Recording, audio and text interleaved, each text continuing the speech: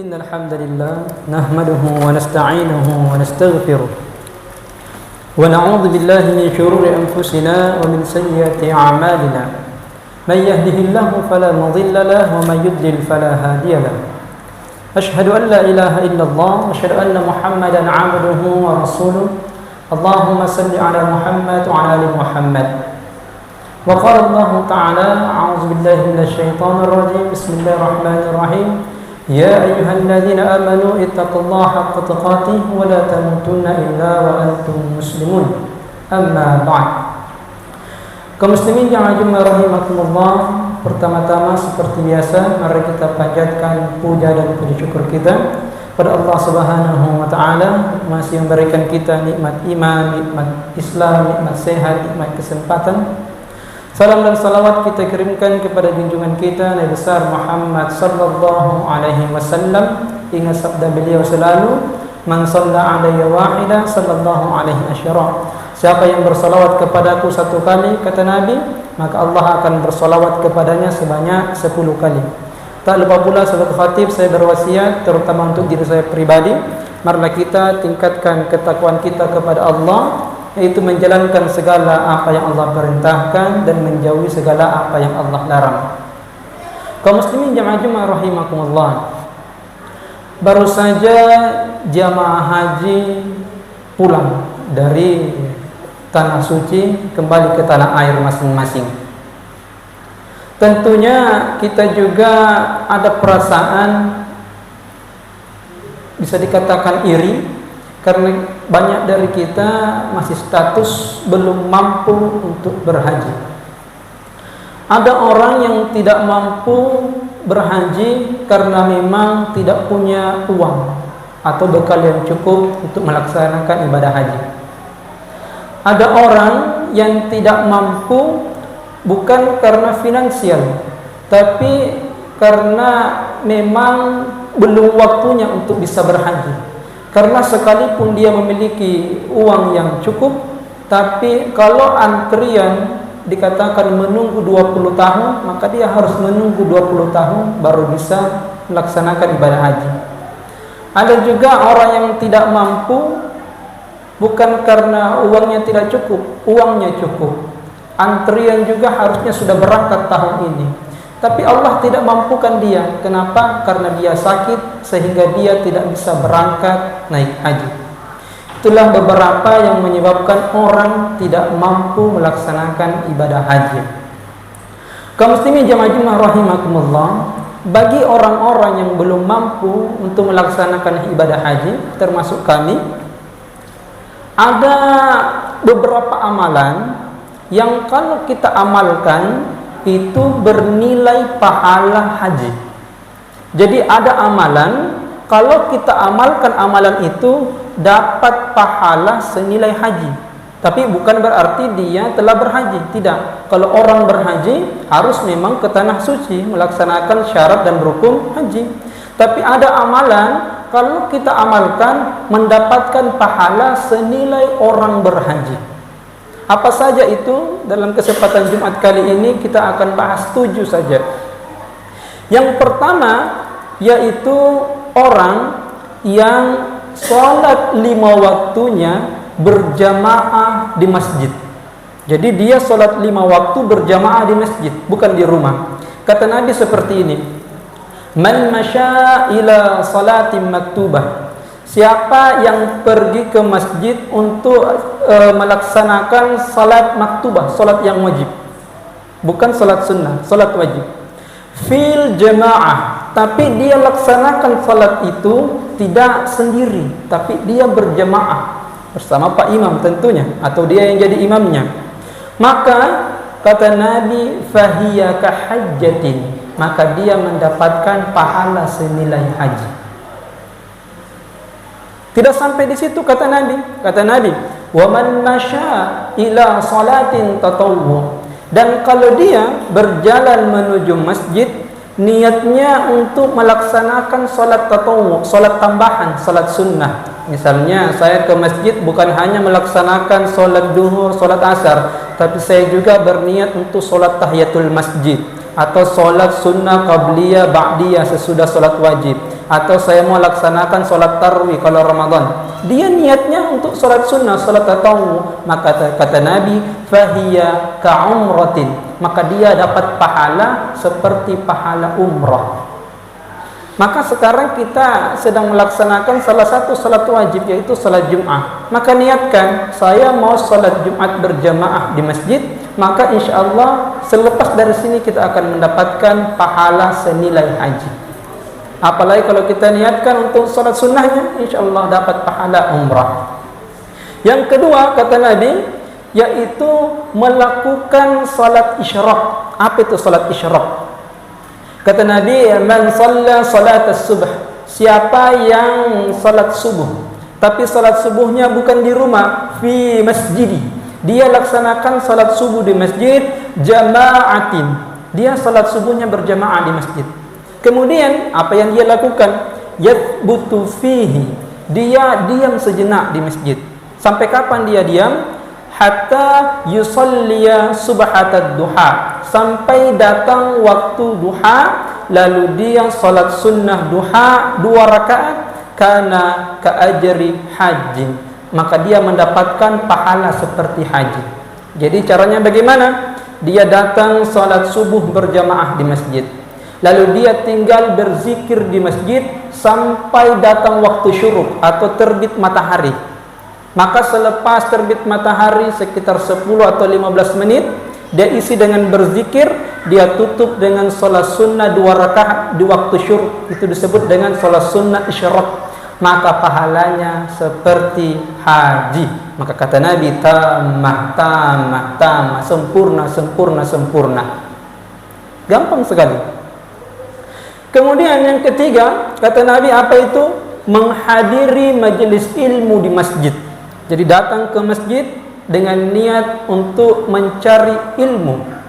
Kata Nabi, man ghada ilal masjid, siapa yang pergi ke masjid, la yuridu, tujuannya tidak ada lain, illa ayyata'allama khairan aw yu'allimah. Tujuannya cuma 2. Kalau dia tidak datang ke masjid untuk mencari ilmu, dia tujuannya datang ke masjid untuk mengajar ilmu. Maka kata Nabi, kana lahu ka'ajri hajjin tamma hajjatahu, dia mendapatkan pahala seperti haji yang sempurna. Maka kalau bisa, kalaupun tidak ada orang yang di masjid bisa mengajarkan ilmu, maka datanglah, bertanyalah kepada orang-orang yang kita anggap bisa mengajarkan ilmu, walaupun 5 menit, 10 menit, atau satu masalah agama yang kita tidak tahu, kita tanyakan kepadanya. Maka dua-duanya akan mendapatkan pahala seperti haji, baik yang bertanya karena dia sebagai penuntut ilmu, maupun yang memberikan jawaban sebagai orang yang mengajarkan ilmu. Yang keempat, apa amalan yang senilai haji?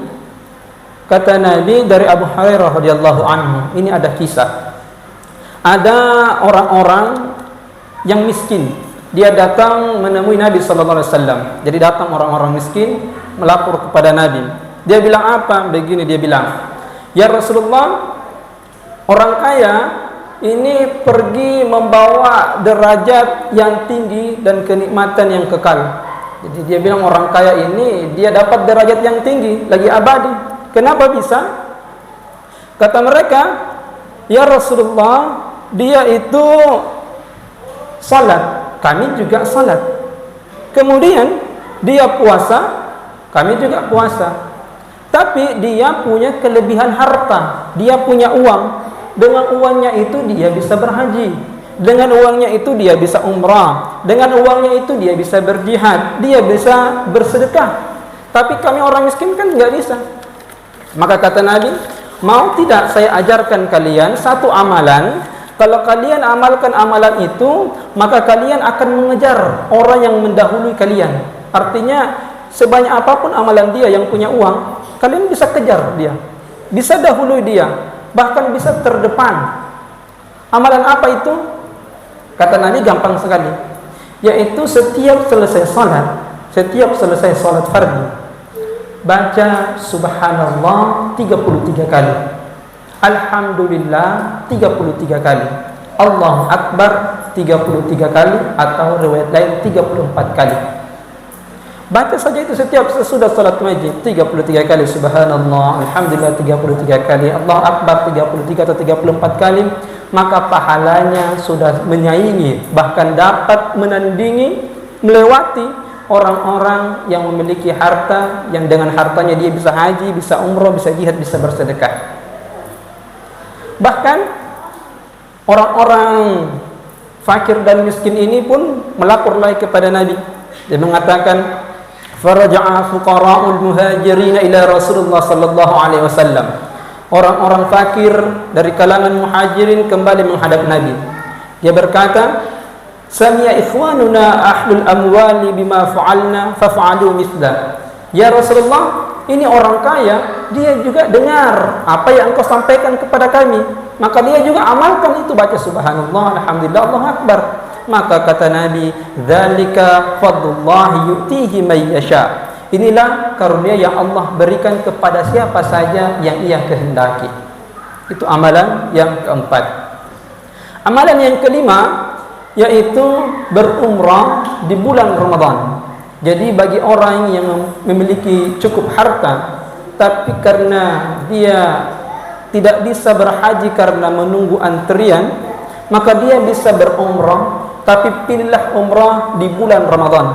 Kenapa? Karena kata Nabi, fa idza kana Ramadan i'tamiri fi. Jika Ramadan tiba, berumrahlah pada saat itu. Kenapa? Fa inna umratan fi Ramadan hajjah. Orang yang umrah di bulan Ramadan itu pahalanya seperti pahala haji. Bahkan riwayat lain dikatakan, fa inna umratan fi Ramadan taqdi hajjatan ma'i. Orang yang umrah di bulan Ramadan itu seperti haji bersama Nabi, padahal Nabi sudah meninggal. Tapi kalau orang umrah di bulan Ramadan, maka dia seperti umrah bersama Nabi, berhaji bersama Nabi. Yang keenam, apalagi amalan yang bisa senilai dengan haji, yaitu berbakti kepada kedua orang tua. Jadi ada kisah dari Anas bin Malik radhiyallahu anhu. Ada seorang yang mendatangi Rasulullah. Dia datang kepada Nabi karena sangat ingin berjihad, namun ternyata dia tidak mampu. Maka dia sangat bersedih. Maka Nabi bertanya kepada dia, apakah salah satu dari kedua orang tua kalian masih hidup? Maka dia bilang, ibu saya masih hidup. Maka Nabi berkata kepadanya, bertakwalah kepada Allah dengan berbuat baik pada ibumu. Jika engkau berbuat baik kepada mereka, maka statusnya seperti berhaji, berumrah, dan berjihad. Maka berbaktilah kepada kedua orang tua. Bagaimana kalau orang tua kita telah meninggal dunia? Maka banyak amalan yang bisa sampai sama baktinya kepada orang tua. Yang pertama yaitu mendoakan orang tua. Yang kedua, kita bisa beramal menggunakan nama orang tua, misalnya bersedekah atas nama orang tua, atau kita beramal amalan baik yang dicontohkan orang tua. Misalnya orang tua sering mengajarkan memberikan makan tetangga, kita amalkan itu, maka orang tua kita dapat pahala karena mereka yang ajarkan. Itu semua salah satu bakti kita kepada orang tua. Bahkan kata Nabi, abarrul birri ayyasilar rajulu mudda abi. Sebaik-baiknya kebaikan yaitu menjalin silaturahim dengan orang yang dicintai oleh ayahnya.